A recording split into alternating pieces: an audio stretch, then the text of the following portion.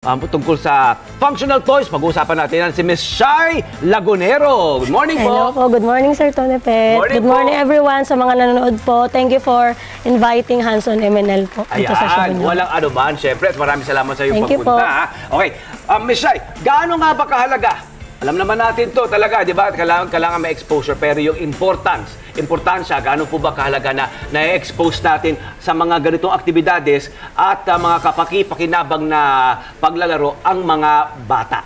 Ayun po. So, we are in a gadget generation po, no?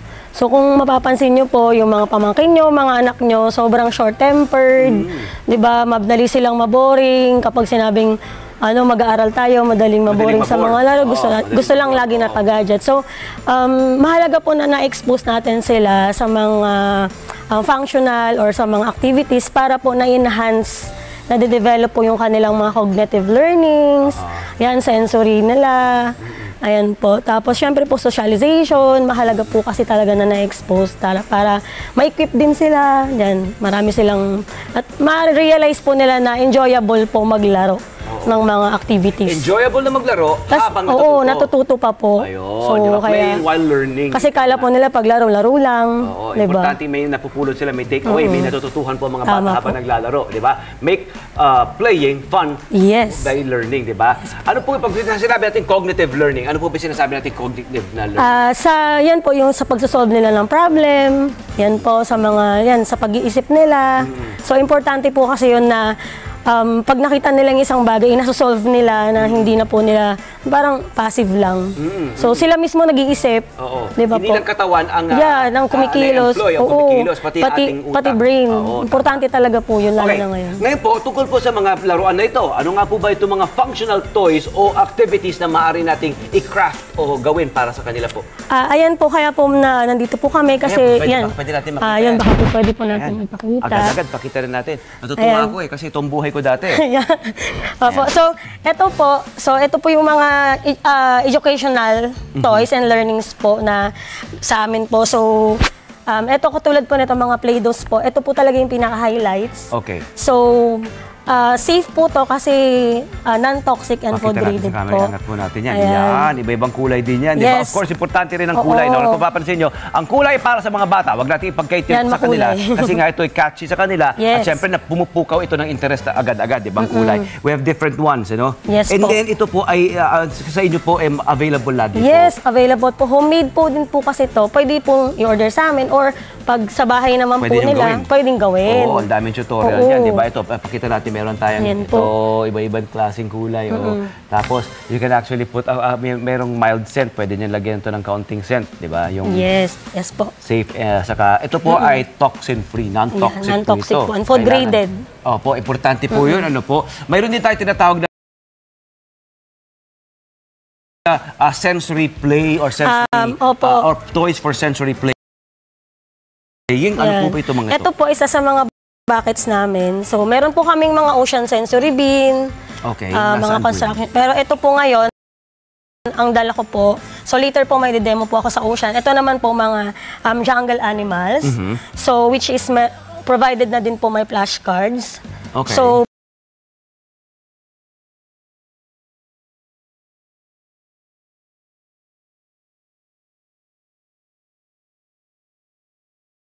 para sila po mismo yung magmamachi-machi, kasama po yung parents. Ayan, so, tawag dito na mamatch po nila kung saan dyan yung zebra, kung saan yung giraffe. Diba? So, natutunan po nila na, ay, ganito pala. But this is not necessarily para po sa sensory play, sinasabi natin. Ito po ay, it's all about also cognitive learning. Yes po ba? So, you can match kung naman panda. Ayan, nakita natin, may panda. Yes po, tama. Immediately, mamamatch niya. Mamamatch niya. Panda, cute to. Monkey. Walang cat. Meron po kasi kaming farm animals po. Iba-iba po set. Huwag ka ma-pressure, mahilig lang kami sa pusa. Okay. Ito po. Ito naman po. Yan. Ito po, Play-Dohs. Yes. So, yan. So, rainbow po yan. So, pwede pong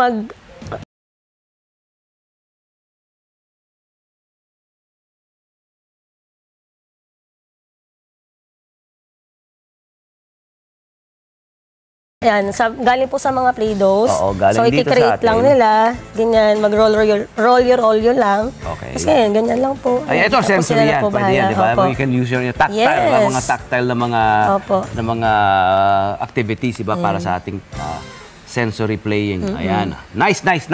Okay yan. Ang mga kabataan, ito, tanong, mga kabataan, pinag-uusapan natin, mga ilang taon hanggang anong taon ito? At least po 18 months or yung hindi na po nagmamausing yung baby. Pwede naman, yung mga laruan po namin, pwede na po. So, ayan, so mga 2 to 3, 4, 5, 6. Ito yung Ayan anong po. years na tinatawag natin po? Formative years, Yes, di ba? formative yun, mga toddlers. Ayan. Okay, ito naman po yan, pwede rin yan. Ito using our dough.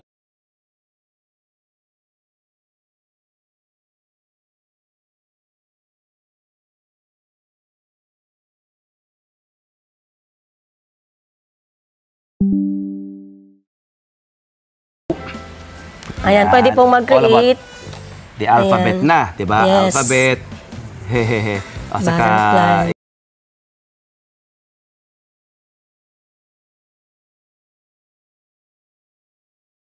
yung mga of course yung mga objects, di ba? Opo. Oo. Parang ano natin yan eh. Pero may mga devices yan para sa pagko-connect, di ba? Yes ng po, mga meron. bagay-bagay sa alphabet. Ito maganda ito eh, maganda ito. So you can also teach them. Maaari tayo maging creative din mga kababayan sa mga anak natin, di ba? Para matuto sila ng tungkol sa numbers, alpabeto. Ayan. Ang maganda pa po, hindi lang po basta, kasi nagagamitan ng dough, so pwede naglalaro-laro lang sila. Oo. Lagay-lagay dito, pero natututo pala sila. Oo. Ngayon ko Habang ilalagay naglalaro. natin sa level ng mga magulang sa bahay, maging practical tayo. Halimbawa, itong mga Play-Doh na ito, kung di naman nila agad-agaran mabibili, maaari silang gumawa. Ito yung gawa naman sa harina. Hindi Harina po ba? lang po, water. Oo, tubig. Ayan, salt. Yan. At Yun lang po, asin. halo-halo lang nila. Yun na yun. Tapos food color po na Oo. ano. Na meron mga non-toxic Yes na mga po, meron food po. color po. Ayan. Ito naman po, ayan. Of course, Ayan, painting. so Gusto natin paints yan. po. Ito po yung mga washable and non-toxic tempera paints po namin. Ayan. So, ayan.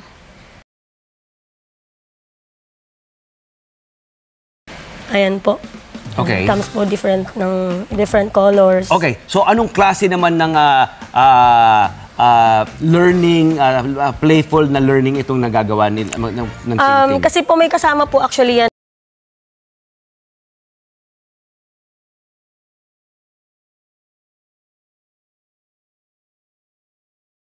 ng mga paint mats. So natututunan po ng mga bata yung sa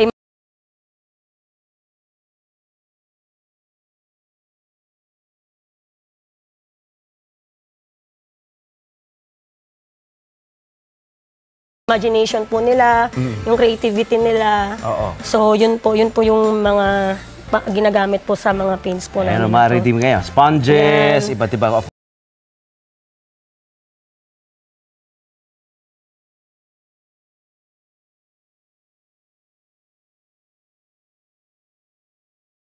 All about shapes. Yes you can teach po. them all about shapes Meron and po yan. texture, di ba? Hindi po ba? Ang mga larong ito, easily, readily po, ito ay pang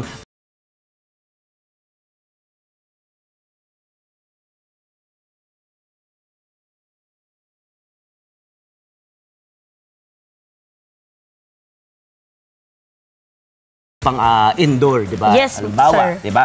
Pero paano po yung kung ang anak natin ay mahilig po sa mga outdoor activities, yun po.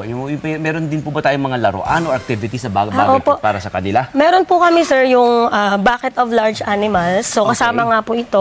Meron po kaming insects, ocean, animals, ayan, wild animals. So, pwede po nila kasing dalhin sa labas. Tapos, scavenger hunt. Oo. Ayun, Ayan, tapos... pinag-usapan na natin yung mga application. Paano po natin ba malalaro ito efficiently kasama ng ating mga magulang? Paano Ayun po. yung implementation po ba na habang ito'y laro Opo, kasi kailangan po talaga, sir, in-encourage po kasi namin yung mga parents na habang nilalaro po yan, kasama na po doon yung bonding. So, under supervision po nila, tas yung command nila, parang nag-enjoy din po sila, nakasama po yung mga anak nila. So, yun po yung in-encourage po namin sa mga parents po na customers namin. Yan yung mga nagtatanong din po. So, for example po, gusto nilang mag-vacation po nila sa beach.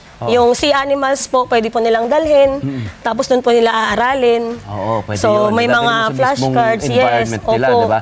Okay, how about children with special needs? Iba rin po ba ang kailangan nating taktika sa pagbibigay ng kaalaman habang naglalaro? Kasi yung mga guro po natin, di ba, nagtuturo ng SPED. Actually, ito po, ginagamit po talaga itong mga alphabet maths namin. Ito po. So, ginagamit po siya actually ng therapy center. Okay. Ayan po. Ayan po. So, kasi ito po nafe-feel nila. So, sa command po ng teacher, tas may mga objects po silang nakikita.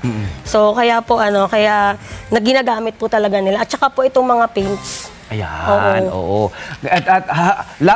Agaran ang mga toy clay, itong mga toy clay na ito, no? At saka yung mga paint po talaga, masasabi natin, ito yung mga go-to, yung mga dalawa sa pinaka-functional na mga toys, di ba?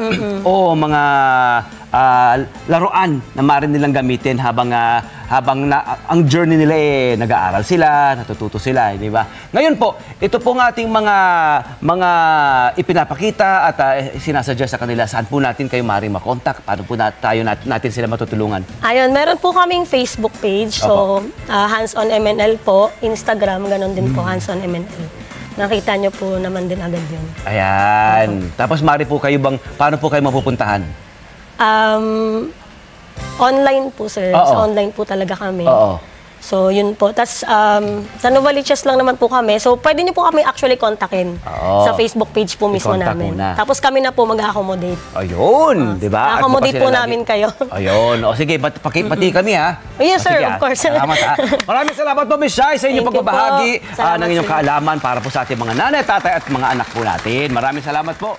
Hello po mga Kanet 25! Si Kuya Tony Pet po ito mula sa Love, Tony Pet and Everything. For more Love, Tony Pet and Everything updates, just click on our subscribe button and follow us on our Net25 social media pages at Net25 TV and at Net25 Entertainment Facebook. Magkita-kita po tayo!